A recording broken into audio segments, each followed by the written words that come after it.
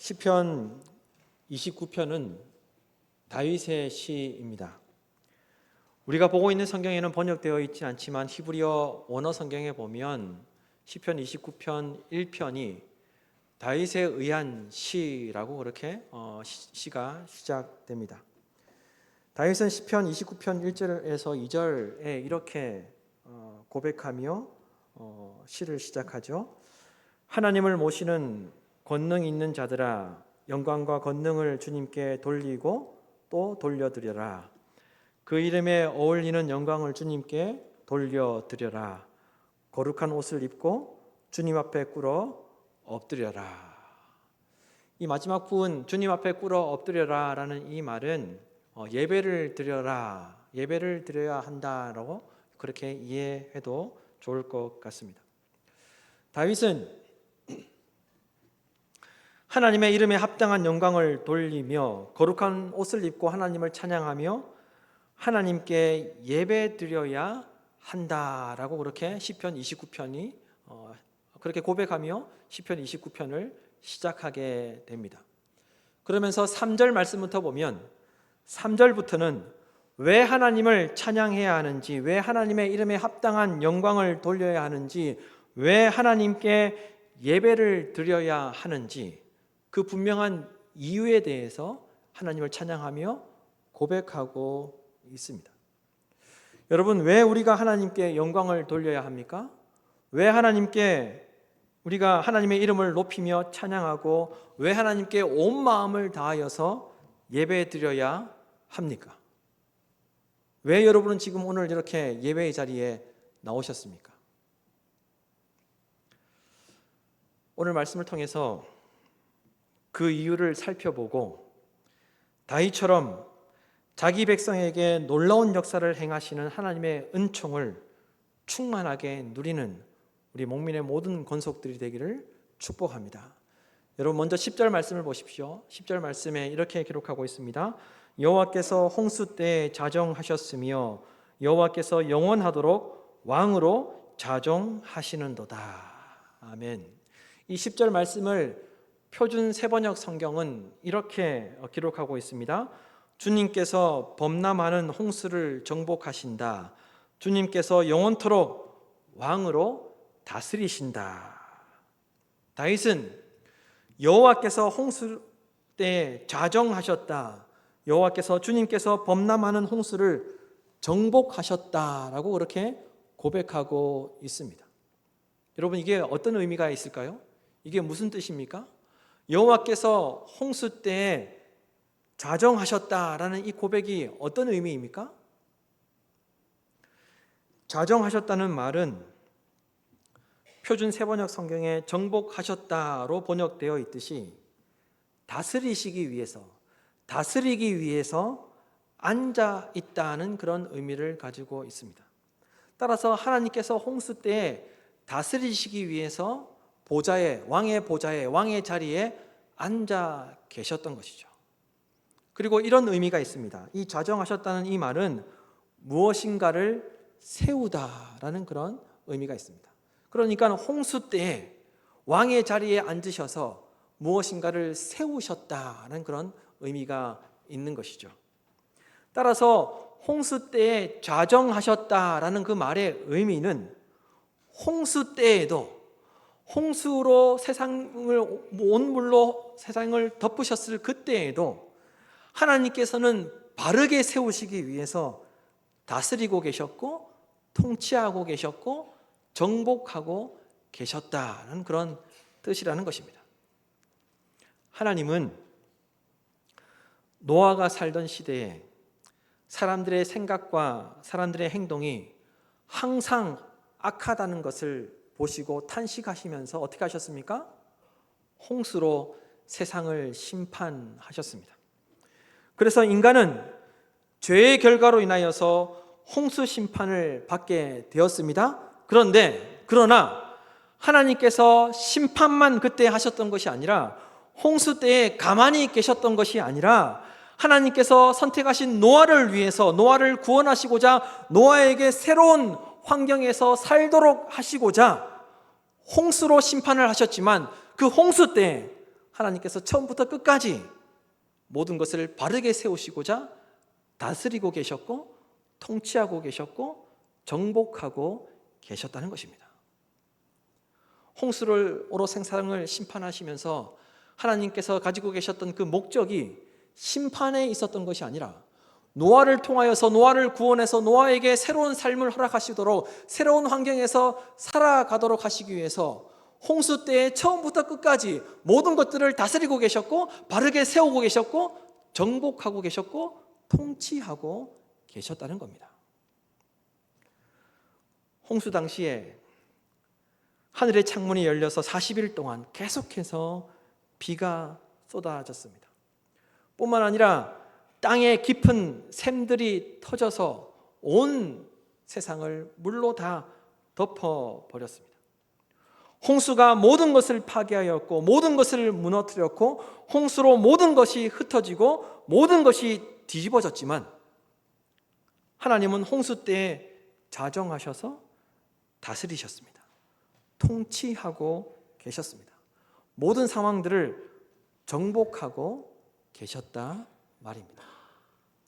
그러므로 다윗이 시편 29편에서 홍수 때를 언급하여 고백한 것은 자신의 상황과 자신이 겪고 있는 고난과 시련이 노아의 홍수 때처럼 자신의 모든 것을 파괴시켰고 모든 것을 무너뜨렸고 모든 것을 흩어 놓았다는 그런 은유적 표현을, 시적 표현을 한 것이죠. 그러나 다윗은 그 홍수 때와 마찬가지로 하나님께서 홍수 심판 때에 자정하신 것 같이 홍수를 정복하신 것 같이 지금도 위협적인 상황들 속에서도 자신의 삶을 무너뜨리는 모든 그런 고난과 시련 속에서도 하나님께서 가만히 계시는 것이 아니라 고난과 시련을 겪고 있지만 그래서 자신의 삶이 무너진 것 같았지만 자신이 모든 것들로 인하여서 모든 것들이 실패로 돌아가고 낭망할 수밖에 없는 그런 상황이었지만 그럼에도 불구하고 그때에도 하나님께서 다스려주고 계셨다는 것을 고백하여서 하나님을 찬양한 것이죠. 자신이 겪고 있는 고난과 시련을 통하여서 모든 것이 파괴되고 모든 삶이 무너지고 모든 것이 흩어지고 모든 것이 뒤집어졌지만 그때 하나님께서 그렇게 내버려 두셨던 것이 아니라 노아의 홍수 때처럼 자정하셔서 자신의 인생을, 자신의 삶을, 자신의 모든 환경을 다스리고 계셨다는 것을 다윗이 고백하였던 것입니다. 여러분, 하나님은 이처럼 지금도 자기 백성들을 위해서 자기 백성들에게 일어나는 모든 상황들을 다스리고 계십니다. 모든 상황들을 정복하고 계시다는 것입니다. 지금 나의 상황이 노아의 홍수 때처럼 그동안 쌓아놓은 것들이 다 무너지고 다 파괴되고 모든 것들이 뒤엉켜서 어디서부터 문제를 풀어나가야 할지 알 수 없는 상황이라 할지라도 하나님은 그 상황도 다스리고 계시다는 겁니다. 그냥 내버려 두신 것이 아니라 우리의 삶이 무너져 있고 또한 모든 것들이 파괴되어 있는 그 상태로 내버려 두고 계신 것이 아니라 그 상황도 하나님께서 다스리시고 통치하고 정복하고 계시다는 것이죠. 그리고 삶의 터전에서 그리고 직장 생활하는 가운데 힘들고 어려운 일들을 만나게 되어서 어떻게 해야 할지 알 수 없는 상황 속에 있더라도 하나님께서 그냥 내버려 두시는 것이 아니라 그 상황 가운데에도 하나님께서 다스리고 계시다는 것입니다. 또한 가족들에게 일어나는 일들로 인하여서 내 마음이 무너지고 고통스러운 상황 가운데 있을 때에도 하나님께서 아무것도 안 하고 계신 것이 아니라 하나님께서 그 상황 가운데에서도 다스리고 계시다는 것이죠. 그 상황도 통치하고 계시다는 겁니다. 가족들로 인하여서 어려움을 겪고 있는 그 상황도 하나님께서 아무것도 안 하고 계신 것이 아니라 통치하고 계시다는 것을 여러분 기억하시고 믿으시기를 바랍니다. 그러므로 성도인 우리는 무엇을 해야 합니까? 하나님께서 홍수 때 노아를 위해 왕으로 자정하셔서 모든 것을 다스리셨던 것처럼 동일하게 지금도 나를 위해서 모든 것들을 다스리고 계신다는 믿음을 가지고 우리는 무엇을 해야 합니까? 다윗이 무엇을 해야 한다고 찬양하고 있습니까? 성도는 하나님께 영광을 돌려야 한다는 겁니다. 성도는 하나님을 전심으로 찬양해야 한다는 겁니다. 성도는 온 마음을 다하여서 하나님을 예배드리는 일에 집중해야 하고 그것에 온 마음을 쏟아야 한다는 것을 다윗이 이야기하였다는 겁니다. 삶이 무너지고 파괴되고 모든 것들이 혼란스럽게 되었다 할지라도 그것을 내가 해결하려고 하는 것이 아니라 성도가 해야 할 것, 하나님의 백성들이 해야 할 것은 하나님께 영광을 올려드리고 하나님의 이름을 찬양하고 하나님을 온전히 예배하는 일에 온 마음을 다하여야 한다는 것입니다. 히브리서 4장 16절 말씀에도 보면 이렇게 기록하고 있습니다. 그러므로 우리는 긍휼하심을 받고 때를 따라 돕는 은혜를 얻기 위하여 은혜의 보좌 앞에 담대히 나아갈 것이니라. 그러므로 우리는 긍휼하심을 받고 때를 따라 돕는 은혜를 얻기 위하여 은혜의 보좌 앞에 나아가야 한다라고 히브리서 저자도 이야기하고 있는 것이죠. 여러분, 우리는 성도인 우리는 하나님의 다스리심을 믿고 때를 따라 돕는 은혜를 얻기 위하여 오로지 은혜의 보좌 앞에 나아가야 합니다. 오로지 하나님을 찬양해야 합니다. 오로지 하나님의 이름에 합당한 영광을 돌리는 일에 집중해야 한다는 것입니다. 그래야만 하나님께서 자기 백성들에게 베풀어 주시는 은혜를 누릴 수 있게 된다는 것입니다. 하나님께서는 은혜의 보좌 앞에 나와 주님께 영광을 돌리며 주님 앞에 꿇어 엎드려 예배드리는 자기 백성들에게 반드시 은혜를 베풀어 주신다라고 말씀하셨습니다. 그렇다면 여러분, 오늘 말씀에서 이야기하고 있는 그 은혜, 하나님은 어떤 은혜를 베풀어 주신다고 말씀하셨습니까? 여러분 11절 상반절 말씀을 보십시오. 11절 상반절 말씀을 다 같이 읽도록 하겠습니다. 여호와께서 자기 백성에게 힘을 주시며, 여호와께서 자기 백성에게 힘을 주시며, 하나님은 하나님을 영화롭게 하고 하나님의 은혜의 보좌 앞에 나와 하나님을 찬양하고 예배드리는 일에 온 마음을 다하는 자에게, 자기 백성에게 힘을 주신다라고 그렇게 말씀하셨습니다. 여기서 11절에서 말하는 이 힘은 정신적인 힘, 육체적인 힘을 말하는 것입니다. 그리고 같은 단어에서, 같은 어원에서 요새, 피난처라는 단어가 만들어지기도 했습니다. 따라서 하나님께서 자기 백성에게 힘을 주신다는 이 말은 단순히 힘만을 주신다, 그것이 아니라 그 이상 하나님께서 요새를 주신다, 피난처를 주신다로 우리가 이해할 수 있는 것이죠. 하나님은 자기 백성에게 일어나는 모든 상황들과 모든 위협적인 상황들을 다스려 주시고 계십니다. 뿐만 아니라 하나님은 자기 백성에게 힘을 주십니다. 뿐만 아니라 하나님은 자기 백성에게 요새를 주시고 피난처를 주셔서 지키시고 보호해 주십니다. 시편 28편 7절에서 8절 말씀에 보면 이런 말씀이 있습니다. 여호와는 나의 힘과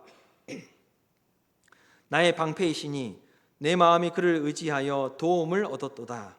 그러므로 내 마음이 크게 기뻐하며 내 노래로 그를 찬송하리로다. 여호와는 그들의 힘이시요 그의 기름 부음 받은 자의 구원의 요새이시로다. 아멘. 여러분, 우리가 하나님께 영광을 돌리며 전심으로 하나님을 찬양하며 예배의 자리인 은혜의 보좌 앞에 나와야 하는 이유는 하나님께서 자기 백성에게 힘을 주시고 요새와 피난처를 주시기 때문에 우리가 그렇게 하나님의 보좌 앞에 나와야 하는 것입니다. 또한 친히 강력한 요새와 피난처가 되어 주셔서 우리를 지키시고 보호해 주시기 때문에 우리가 하나님께 영광을 돌리며 하나님을 찬양하며 은혜의 보좌 앞에 나와야 하는 것이죠. 모든 힘이 하나님으로부터 나오기 때문에, 하나님께서 힘 주셔야 저와 여러분이 살아갈 수 있기 때문에 우리는 하루하루를 살아가기 위해서 하나님을 찬양해야 하는 것이고 하나님의 이름에 합당한 영광을 돌려야 하는 것이고 은혜의 보좌인 예배의 자리에 전심을 다하여서 나와야 한다는 것입니다. 저는 하나님께서 세워주시는 요새와 피난처가 우리 목민교회 공동체가 되었으면 좋겠습니다. 그리하여 우리 교회 공동체에서 하나님께 영광을 돌리고 온 마음을 다하여 예배드리는 성도들이 힘을 얻었으면 좋겠습니다. 주님을 간절히 갈망하며 은혜의 보좌 앞에 나오는 모든 성도들이 위로와 보호를 받고 회복되는 역사가 이곳에서 나타났으면 좋겠습니다. 살아갈 소망이 없는 자들이 이곳에서 온 마음을 다하여 하나님께 예배드릴 때 하나님이 공급해 주시는 힘을 힘입어서 살아가는 우리 성도들이 되었으면 좋겠습니다. 상한 마음이 이곳에서 회복되었으면 좋겠습니다. 살아갈 수 있는 힘이 하나님을 예배드리는 이곳에서 살아갈 수 있는 힘을 얻고 살아갔으면 좋겠습니다. 그래서 하나님을 사모하는 자들이 하나님을 예배할 때 이곳이 요새가 되고 피난처가 되어서 힘을 얻어서 살아가는 우리 목민의 모든 권속들이 되었으면 좋겠습니다. 히브리서 저자도 피난처를 찾는 우리에게 예수 그리스도가 유일한 피난처가 되어주신다라고 그렇게 말씀하였습니다. 뿐만 아니라 유일한 피난처가 되어주셔서 큰 위로와 격려를 주신다라고 말씀하셨습니다. 간절히 바라기는 예수 그리스도를 통해 하나님께서 강력한 힘을 주시고 예수 그리스도께서 요새와 피난처가 되어주셔서 하나님의 강력한 보호하심을 경험하는 우리 모두가 되기를 간절히 소망합니다. 마지막으로 하나님께 영광을 돌리고 하나님의 이름을 찬양하며 하나님께 예배드리는 성도에게 하나님은 어떤 은혜를 베풀어 주신다라고 그렇게 말씀하셨습니까? 여러분 11절 하반절 말씀을 보십시오. 11절 하반절 말씀을 다 함께 읽도록 하겠습니다. 여호와께서 자기 백성에게 평강의 복을 주시리로다. 여호와께서 자기 백성에게 평강의 복을 주시리로다. 하나님께서 자기 백성에게 평강의 복을 주십니다.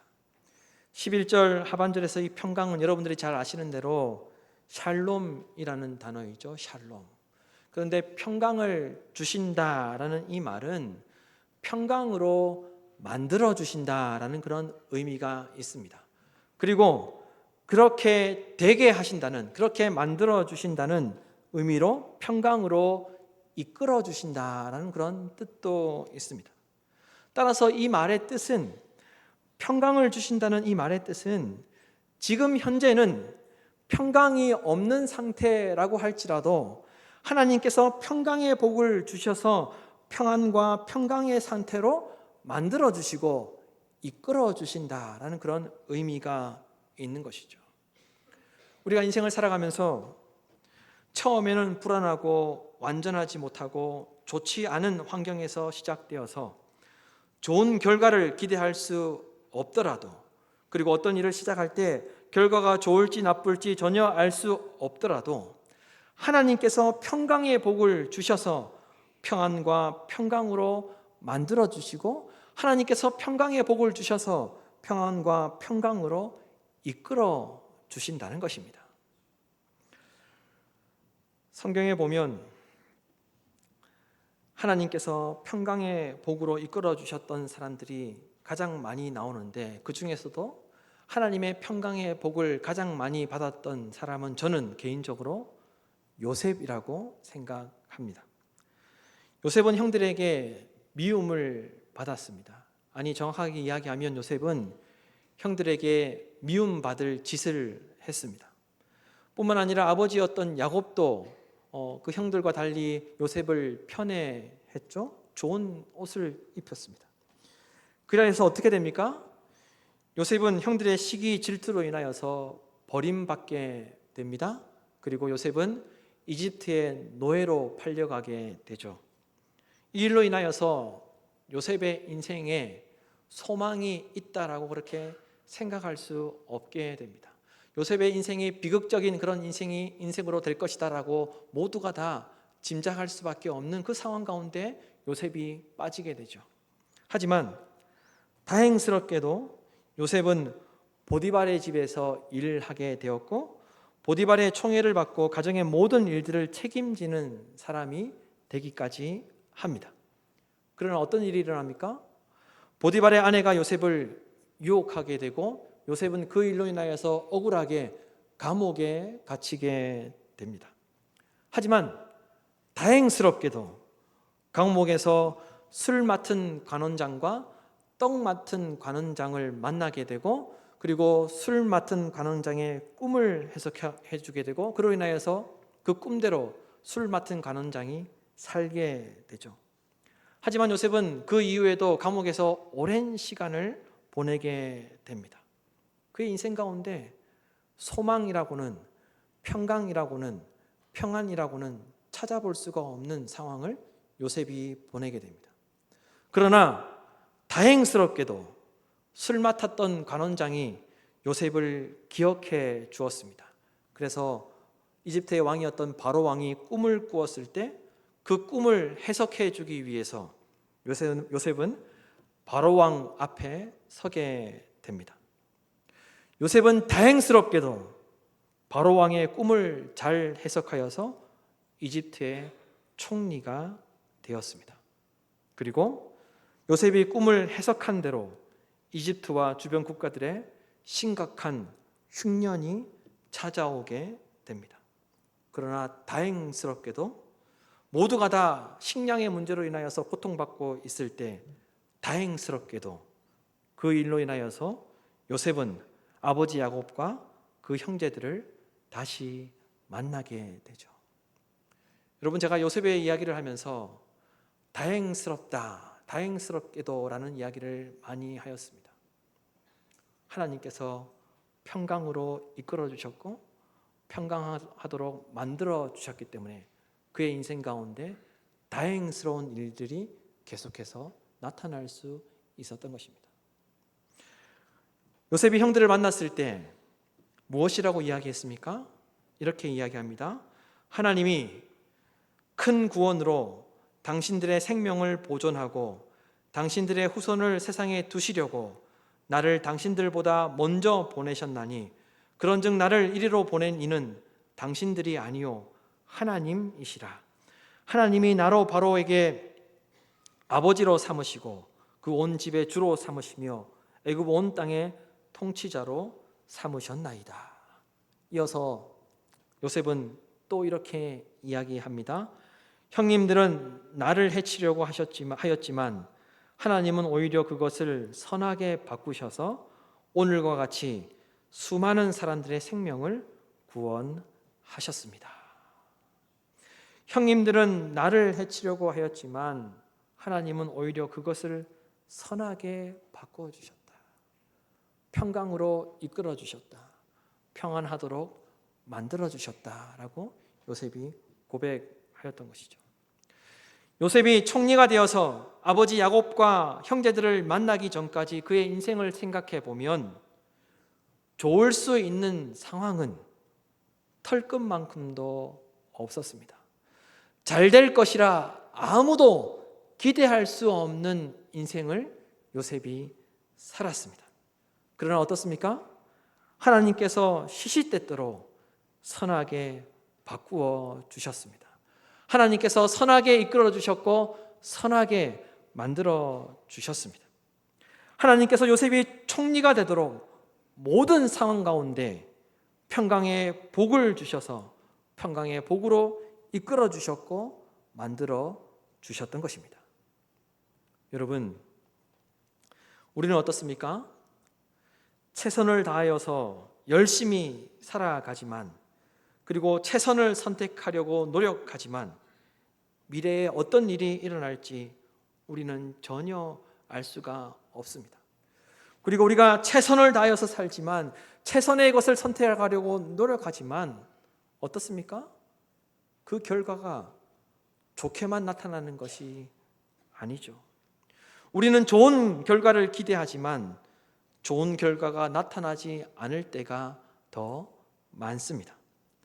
그러나 전능하신 하나님은 하나님께 영광을 돌리는 자기 백성들에게, 하나님을 찬양하는 일에 집중하는 자기 백성들에게, 은혜의 보좌 앞에 나와 하나님을 예배드리기 위해서 온 마음을 다하는 자기 백성들에게 반드시 평강의 복을 주실 줄로 믿습니다. 여러분, 하나님은 자기 백성을 평안과 평강으로 이끌어 주시고 가장 합당하고 선한 결과를 만들어 주신다는 것을 여러분 믿으시기를 바랍니다. 그리고 이미 시시때때로 선하게 이끄시고 바꾸시는 평강의 복을 누리고 있음을 기억하시기를 바랍니다. 하나님께 영광을 돌리며 하나님을 찬양하고 온 마음을 다하여서 예배드리는 일에 집중하심으로, 은혜의 보좌 앞에 나오기를 사모하심으로 하나님께서 평강의 복을 주셔서 가장 선하고 좋은 결과로 이끌어 주시고 만들어 주시는 놀라운 하나님의 은총을 경험하는 우리 목민의 모든 권속들이 되기를 주님의 이름으로 축원합니다.